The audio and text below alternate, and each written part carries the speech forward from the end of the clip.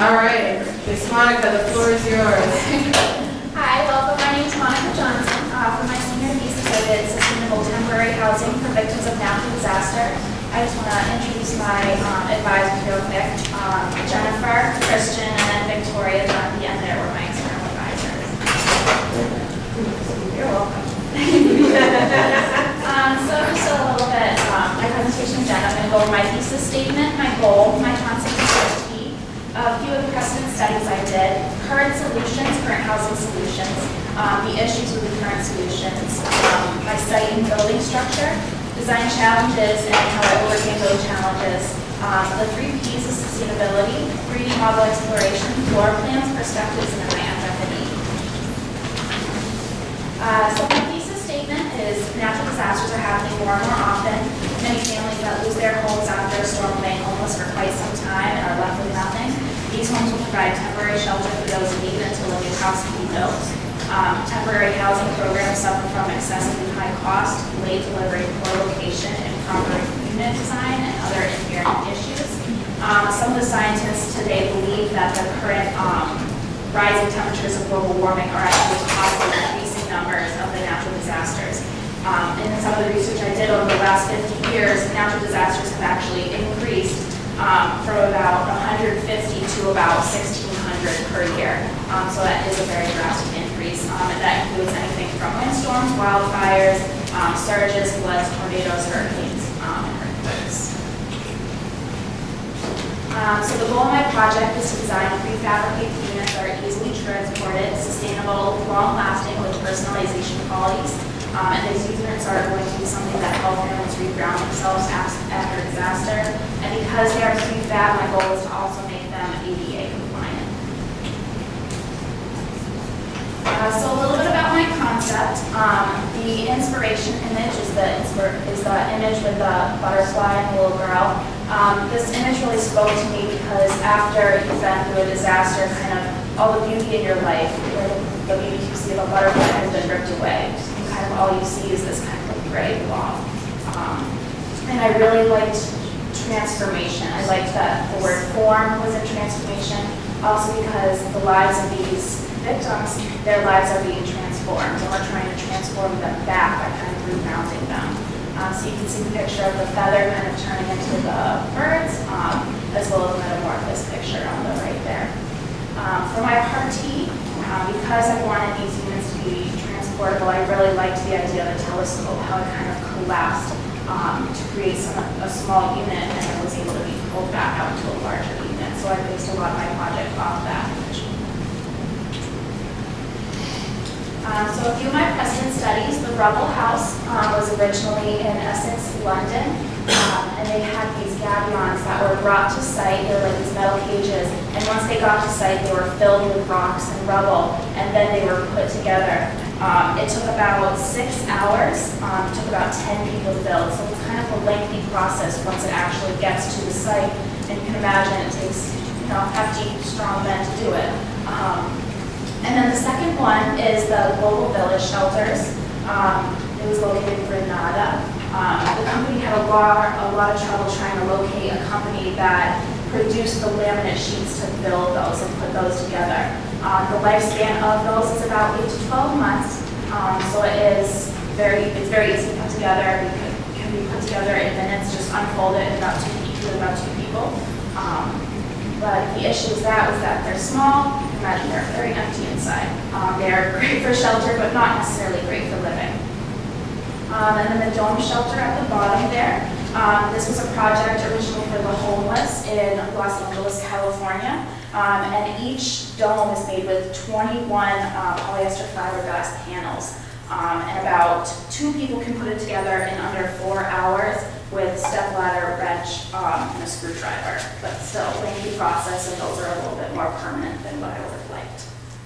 And the images on the right are images of current houses built with shipping containers, which is basically what I wanted to use for my project because they're in abundance, and they're basically free by the government, and they're very easily transported.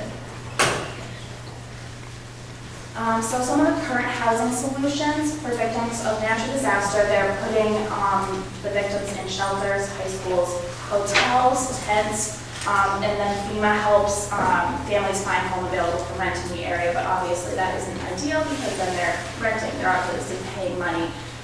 With the big open places, there's obviously room for disease, and once you've been through that traumatic experience, you don't want to be with a bunch of other families. You kind of want to reconnect with your own family. And so the issues with those are obviously transportation to and from disaster sites to these places. A lot of them are not ADA compliant. A lot of families, especially for Hurricane Katrina, have refused to leave their home even after it's been completely grounded because they have pets and they can't bring their pets to the high schools or the shelters. Food, water, medication, also city resources might be down.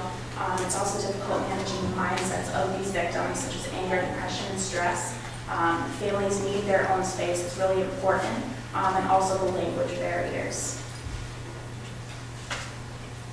So the site and building structure, I really don't have a specific site. These modules are meant for anywhere disaster strikes that we first tested in the U.S. and obviously modified for other countries later in the time. So for my building structure, like I said, I wanted to use shipping containers. They're very sturdy. They're made of frames and fillings. The frame supports the fillings, and the fillings are load-bearing and provide reinforcement. And like I said, they're in abundance. A lot of them are just sitting in shipping yards. The government's basically giving them away for free. They're obviously, because they're shipping containers, they're easily transported. So some of the design challenges might be solutions using a recycled structure. The shipping containers are in abundance, cheap, strong structures, and easily manipulated. Creating a module that can be easily transported but big enough for a family to live in. The telescope effect that I described earlier when I was talking about my Part T, it allows the structure to be compact while in travel but open up on site. Close the 30 by 8 foot container is about 185.5 square feet, but open the space expands to about 525 square feet. For the electricity and water, solar panels on the roof when opened allow for the unit to use solar energy and allows daylight to come in. Many windows for daylight, open spaces allow for daylight throughout, and then the use of water tanks throughout the structure. Making a space that is not a home feel like a home to a family. Adding personalization factor with digital picture frame and LED light strips that allow the residents to choose the color of their walls. Because they are prefabricated, everyone who's receiving them are going to have the same one. So to kind of make it feel like home, to kind of bring their personality into it, it's really important for them to have these personalization features. Sustainability, reuse of materials using as little resources as possible. Universally designed use of ramps, open spaces, and easily accessible furniture for all people. And then dividing space within the space because there's such limited spaces. This is one of my biggest challenges because ideally 525 square feet isn't that big for a family of 4 or 5. So using furniture that has multiple uses was really important in this design. Resource furniture has a line of space-saving furniture that can transform a living room to a bedroom, office to bedroom, living room to dining room, and vice versa, etc. In the modern home, architects have done the job of providing more space for everybody by making one room do the work of 2 or 3, and very effective too.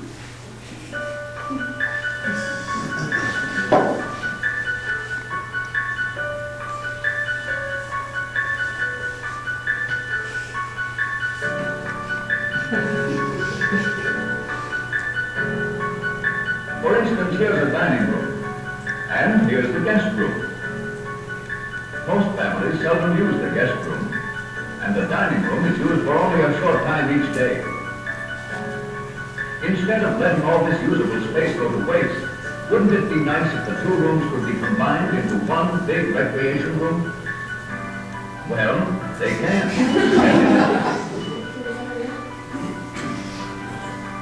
With a playroom like this for home movies or games, relaxation won't be any problem for the people in this house.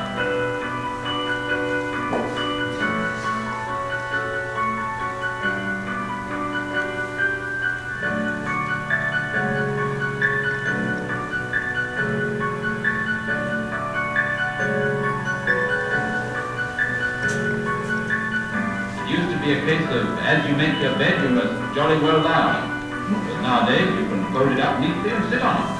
So if you want a spare bed, lady, either skirmish with furniture, then clothes.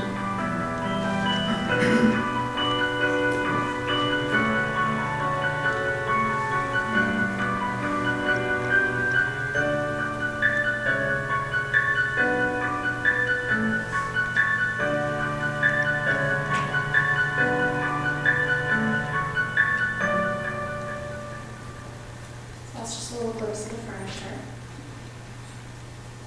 So I'm just going to go over the 3 P's of sustainability because this was obviously a big factor in my project. I feel like with the global warming and natural disasters, it's all just one big cycle. Obviously, the resources that we're using, the inventions that we're creating are causing the global warming, which is causing the natural disasters, which then kind of cycles back to us creating more things. So it's a vicious cycle. So obviously the 3 Ps are people. The purpose is to help people who come be displaced due to a natural disaster. The goal, to create temporary housing that provides not only a shelter for a family unit, the shelter is easy to transport, easy to live in, universally designed, families can stay together, they have their own space, and they can also start their recovery process. Profit, and that basically means economically feasible. Makes transportable housing units that are affordable and require low maintenance and are reusable. Recycled materials, so container, flooring, reusable, hygienic, long-term overall. So the goal of these is to be temporary for those families, but to be reused for each disaster. So it'll be a first initial big cost with all the FF&E that I used. I'll go over that with the leader. It's very hygienic, can be cleaned down, can be reused to the next family. On the planet, create structure with recyclable materials and design structure to have a minimum impact on the environment.